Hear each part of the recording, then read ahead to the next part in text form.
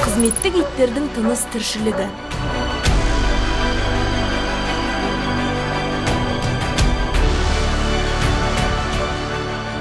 Полицияның кинологиялық қызметі бұл қылмыстардың алдын алу және ашу, қылмыскерлерді іздеу, ұстау және қоғамдық тәртіпті сақтау үшін қызметтік іздестіру иттерді дайындайтын арнайы бөлім.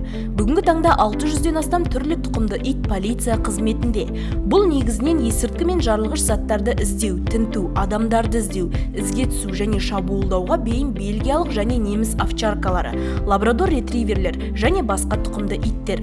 Полицей кинологтар мен олардың қамқорлығындағы иттерді базалық даярлау Алматы қаласында Ішкі істер министрлігінің кинологиялық қызмет орталығында жүзеге асырылады. Мұнда жыл сайын 150-ге жуық полиция қызметкері оқыту және қайта даярлаудан өтеді. Орталықта 34 қызметтік ит бар. Өткен жылы орталықта 30 күшік дүниеге келді. 26-сы неміс және 4-еуі бельгиялық овчарка. Күшіктер 45 күнге толғанда олар алғашқы емтихан, полиция қызметіне жарамдылық тестілеуінен өтеді. Оларды даярлау 4-6 айдан басталады. Қызметтен басқа полиция иттері тағы бір маңызды функцияны орындайды. Кинологиялық орталықтардың иттері аутизм спектрі бұзылған балаларға арналған канистерапияға қатысады. Бұл әдістің маңызы бала үшін ит мотиватор рөлін орындайды. Ол оны белсенді жұмыс істеуге және жетістікке жетуге ынталандырады. Итпен қарым-қатынас психикалық және эмоционалдық қабілеттердің дамуына ықпал етеді. Сонымен қатар қозғалыс функцияларын жақсартады. 2022 жылы кинологиялық бөлімшелердің қатысуымен 6023 құқық бұзушылық, оның ішінде 2360 ұрлық, 188 тонау, 26 қарақшылық, 55 кісі өлтіру анықталды. 473 адарологиялық зерттеу жүргізілді, оның ішінде 378-і оң нәтижелі. Олардың нәтижелері көптеген қылмыстар бойынша дәлелдемелік базаға енгізілген. Синтетикалық есірткілердің көптеп таралуымен біздің мамандарға қызметтік иттерді осы заттарды іздеуге үйрету міндеті қойылды. Химик мамандар иісті синтетикалық есірткілерде болатын заттарды бөліп алып, иіс имитаторларын дайындады.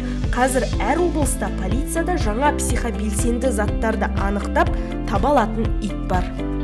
Кинологтар қызметтік иттерімен бірге есірткі контрабандасы фактілерін анықтау үшін пошта жөнелтілімдерін тексеруге үнемі қатысады. Өткен жылы иттердің көмегімен 636 келіден астам есірткі, оның ішінде 114 келі синтетикалық есірткі тәркіленіп, заңсыз айналымға жіберілмеді. Кинологиялық қызметтің арқасында есірткінің заңсыз айналымының 900-ге жуық фактісінің жолы кесілді. Кинолог өзінің Айрис атты серігімен бірге тыйым салынған заттарды табу мақсатында пошта жөнелтілімдерін тексеруде. Алмана Цезарь деген ит елдің бас қаласының теміржол вокзалында қоғамдық тәртіпті сақтау қызметін атқарады. Кинолог 4 аяқты серігімен бірге жолаушыларды күту залын аралап, қалаға келген қонақтардың қол жүктерін тексеруде. Бұл иттің қоржынында 300-ден астам теміржол көлігі объектілерін тексеру бар. Оның ішінде 12 есірткі құқық бұзушылық және 1 қылмыс анықталды. Мысалы, Алматы Қостанай жолаушылар пойызын тексеру кезінде жолаушыда салмағы шамамен 5 келі гашиш табылған болатын.